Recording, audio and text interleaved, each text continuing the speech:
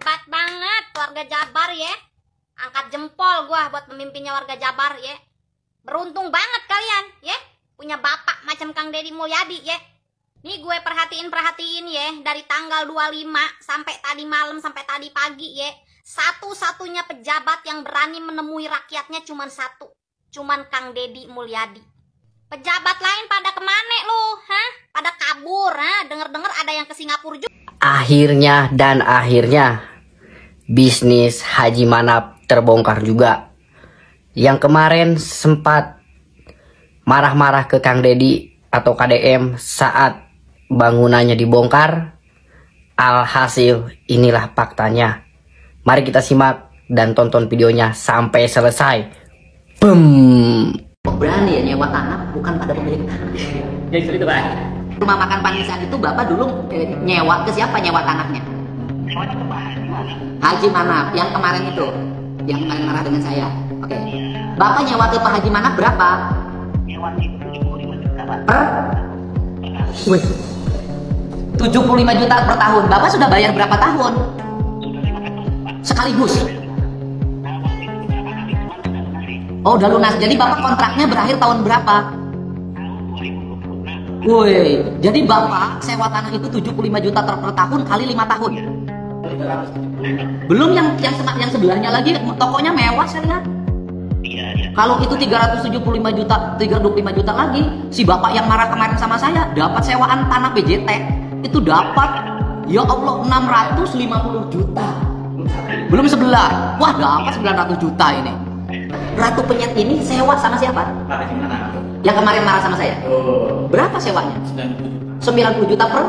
Bapak sewa sudah berapa tahun? Ini baru tahun pertama. Sewanya berapa tahun kontraknya? Satu tahun 90 juta. Jadi sewanya baru setahun. Baru 1 tahun. Bapak bayar 90 juta. Ya, habisnya nanti April. Ke Bapak yang kemarin marah itu. Ya, 90 juta ya? Setahun. Ini Bapak juga bosnya sewa juga? Iya. Berapa sewanya? Kali 5 tahun. 75 juta kali 5 tahun. Luar biasa. Gak usah kerja Pak.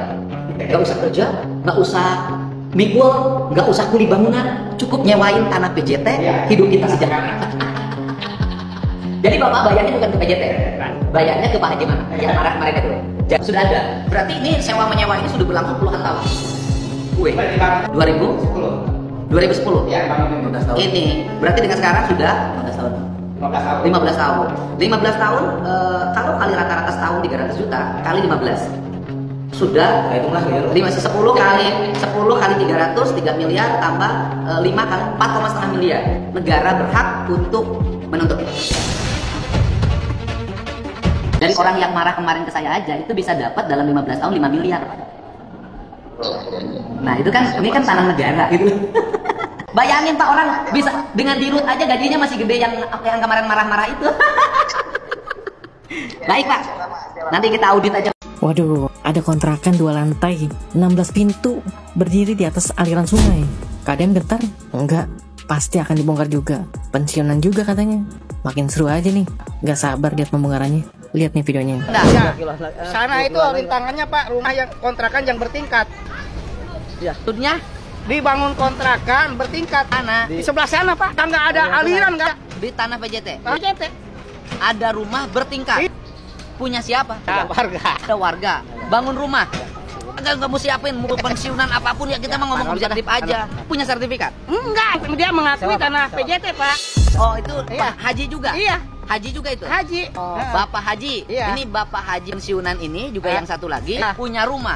Kontrakan. Banyak. Di atas Di atas aliran sungai. tanah PJT. negara.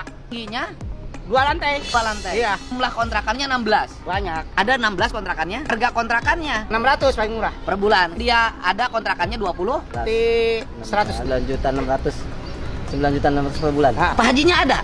Ya ada Pak. Mengakui. Akui. Terus? Nah, cuma ntar tangannya ya tadi tanyakan apakah ada kompensasi itu Pak. Ya, kita kan nggak mungkin ngasih kompensasi rumah yang 2 lantai, Pak. Semuanya ke sana kan Pak. Ya kita mah sesuai aturan aja. Ada toko. Nah, begini, perasaan teh bukan terbalik. Bangun di tanah PJT, kemudian dikomersialisasikan. Dia dapat untung tiap bulan, apa nggak kebalik dia bayar ke PJT? Terusnya. Tapi kan kalau namanya banyak duit kan beda lagi Pak. Enggak ada urusan banyak duit. Penanganan urusan normalisasi sungai yang di bawah PJT dan BBWS, saya akan melibatkan minta bantuan Kejaksaan Agung Republik Indonesia. Betul. Kenapa? Saya ingin menyelamatkan aset negara. Terus gini Pak, pembongkaran saya minta dibantu, dikawal Pak sama Satpol PP. Bukan Satpol PP lagi, yang polisi sama tentara kita Nah kawal. itu Pak, saya Beres. aduh, berat nih. Mulai ya udah nanti pas turun yang berat-berat sama saya. Iya. Gitu. Ya. Yang turun yang berat. Jadi gini, saya minggu depan akan datang ke Kejaksaan Agung. Siap. Untuk meminta bantuan penanganan audit investigatif dan penyelidikan seluruh aset negara Ya, betul, beralih Pak. tangan. Iya tuh. Baik Setuju, Pak. sudah dikuasai dalam bentuk sertifikat maupun yang baru menguasai fisik. Iya. Dan saya akan meminta untuk segera untuk dilakukan telaah masalah ini. Nah, contohnya tadi Pak, ada yang datang. Ya bawa ini, katanya tanahnya sampai sini udah sertifikat. Sebelah sini, ini udah sertifikat, tapi minta fotokopinya. Nggak ada yang bisa menjelaskan. Udah, nanti buktinya itu, Pak. identifikasi mau menyampaikan laporan. Saya ingin menyelamatkan satu, menyelamatkan aset negara, menyelamatkan jaringan aliran sungai yang bermanfaat bagi kepentingan masyarakat. Betul, Pak. Begitu, Pak. Karena persetujuan saya kemarin dengan mantan seseorang yang aparat penegak hukum kemarin akhirnya minta maaf, menyadari yang salah, tindakan-tindakan yang salah. Akhirnya saya telepon, minta maaf, Pak Didi terus pembongkaran, mendukung saya minta maaf telah berbuat kesalahan. Kenapa seperti ini terjadi? Karena rame. Jadi mumpung publik ini respect pada kita, nanti gerakan kita ini akan didukung oleh publik dan tiap orang akan malu. Apalagi biasanya yang bawa-bawa nama A, nama B, nama C itu malu kalau viral. Nah, misalnya kayak kasus Kerawang nih, besok mau saya eksekusi. Itu kan di atas sungai dibangun rumah 2 lantai, kemudian tempat kos 16 kamar. Itu baru 1 titik. Nah, saya contoh yang kemarin tanah Bapak yang PJT itu disewakan, satu disewakan 90 juta per tahun, satu disewakan 30 juta per tahun, 5 tahun. Artinya kalau PJT mau bisnis lahan itu bisa menjadi sumber pendapatan. Kayaknya benahi, bikin titik-titik bisa disewakan. Lama bangun Alfamart sama Indomart aja itu udah bisa cukup itu pendapatan. Guys, balik lagi bersama saya tentunya Oki Kelvin. Nah, ini masuk lagi ke segmennya KDN, yaitu Kang Deddy Mulyadi. Ini ada berita lanjutan ya. Tadi kalian sudah melihat beberapa infonya. Nah, ini ada kelanjutan lagi guys yang harus kita lihat dan kita komentari tentunya ya. Ada kakek mantan jaksa ingin ketemu dengan KDN, yaitu Kang Deddy Mulyadi, dan lurah untuk meminta maaf ya. Mantan jaksa sudah sadar, lurah Wadas memaklumi karena sudah tua, katanya gitu guys. Nah, ini ada komentar tentunya dari Pak Kayumar ya, aku dapat TikToknya dari Kayumar. Nah, ini kita lihat seperti apa guys. Tuh lihat tuh, si Haji ngap-ngapan katanya tuh pengen ketemu KDM terus minta maaf. Enak banget lu Ki. Kemarin serantang serenteng lu ke Bapak Aing KDM, sekarang pengen minta maaf lu. Kagak bisa. Emang lu pikir sekarang lebaran apa? Minta maaf segala. Lebaran. Kagak bisa. Nanti aja pas lebaran lu minta maafnya. Dan gue juga tahu lu bukannya sadar, tapi lu ketakutan kan? Karena lu mau diproses hukum kan sama KDM Bapak Aing. Jadi sekarang lu pengen ketemu KDM terus minta maaf gitu. Kagak bisa dah. Walaupun lu dimaafin ya, proses hukum tetap berlanjut. Kagak bakal bisa ditunda-tunda. Intinya mah, kemarin mah lu disalamin sama KDM ditolak, dirangkul sama KDM ditolak. Songong banget, mana di depan umum sentak songor ke KDM lu. Berani banget lu. Kagak terima pisan gua Bapak Aing digituin pisan. Pokoknya gua belum puas kalau si aki-aki nih, si Haji ngap-ngapan ini belum ngandang. Bakal gua kawal terus nih kasus ini sampai si aki-aki, si Haji ngangap-ngangap ini nih ngandang dah. Bener-bener dah. Kagak terima pisan gua. Gedek banget gua ngeliat lu nih, si Haji ngap-ngapan, aki-aki lu. Waduh. Kalau demi kepentingan rakyat, saya nanya. Apa nih, KDN ngamuk dibilang seenaknya sama Bapak ini ya? Kalau mau maaf, PJT juga salah Pak. Kenapa saluran air disewakan? Saya nggak masalah, pokoknya saya Iya, itu dari PJT. Artinya PJT juga salah. Apa Kalau saluran PJT air salah, disewakan? nyalahin PJT dong. Dua-duanya salah. Ya, Bapak nyalahin PJT, kalau ini kan harusnya Ya pokoknya harusnya ini saya diberitahu. ya nanti PJT suruh beritahu Bapak aja. Ini seenaknya ada juga. Pokoknya seenaknya Pak. Seenaknya, Pak, dengerin. Kalau demi kepentingan rakyat, saya tahu. kita banjir. Tapi demi kepentingan orang itu punya hak. Kalau sewanya bisa ada, Bapak sewa sama PJT sampai kapan saya bilang? saya buktikan. Mana? Kalau memang nanti kita kemudian tidaknya ada Pak, pemerintah banjir. Kalau banjir nggak Saya karena tahu kalau banjir, tapi Iya. ini kan nggak pernah banjir. Oh nggak pernah banjir. Jadi Bapak pengen banjir. Loh, dengerin.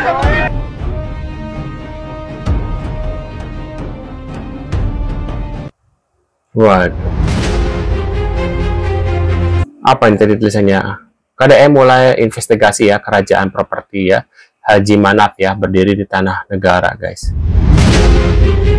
Manaf bukan seorang tokoh pahlawan tanpa tanda jasa, melainkan seorang maestro properti di atas lahan pemerintah. Haji Manaf yang biasanya gagah, mendadak kehilangan kata-kata. Bagaimana mungkin ia bisa menunjukkan IMB untuk bangunan yang berdiri, angkuh di atas sepadan sungai, di atas tanah milik PJT? Sebuah ironi yang menggelikan, seperti lelucon yang hanya dimengerti oleh para pemilik modal. Haji Manaf berkelit, mencoba mengalihkan perhatian dengan alasan klasik. Saya sudah minta IMB, tapi pemerintah daerah tidak memberikannya. Sebuah pembelaan yang sia-sia, karena semua orang tahu, membangun tanpa izin di atas tanah orang lain sama saja dengan mencuri di siang bolong. Namun, inilah puncak komedinya. Ternyata Haji Manaf bukan hanya sekadar pemilik bangunan ilegal, melainkan juga seorang properti ulung. Ia menyewakan ruko-ruko tersebut kepada para pengusaha kecil yang kini terancam kehilangan mata pencaharian karena bangunan rukonya akan dibongkar. Saya kemarin didamprat sama bapak-bapak yang punya ruko yang mau dibongkar, ujar penyewa ruko. Para penyewa pun mengakui dengan jujur bahwa mereka menyewa dari Haji Manaf dengan harga yang fantastis.